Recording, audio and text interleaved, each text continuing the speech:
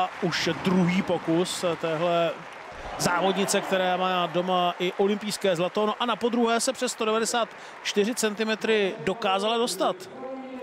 Takže Anna Čičerovová pokračuje v mini souboji s Ruth Bejtialovou. Výšku 197 cm. Anna Čičerovová zatím ve svém zápise má jediný křížek. Jedinkrát schodila laťku. A Čičerovová tentokrát... Tak Anna Čičerovová ukazuje, že ve výškařském sektoru věk rozhodně není zase až tak důležitý. Ruth Bejtialová v 630 zatím vládne diamantové lize. Anna Čičerovová už je vítězkou a navíc Anna Čičerovová je znovu za 2metrovou hranicí. Anna Čičerovová tedy vyrovnává ten výkon Ruth Bejtialové z Říma. Žádná další výškařka se nedostala přes 197, takže to pořadí za Annou Čičerovou je druhá Ruth Bejtialová, třetí Erika Kinsiová a čtvrtá Světlana Školinová, která po dvou pokusech na 197 odstoupila, zřejmě nějaký zdravotní problém. Věřme, že ne vážný. No ale Anna Čičerová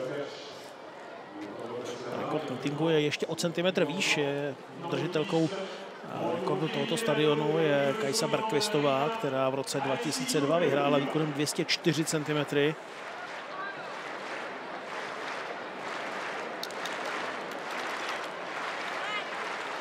A Anna Čičerovová, která hodně dlouho čekala na vstup do této sezony, v 3 centimetrech.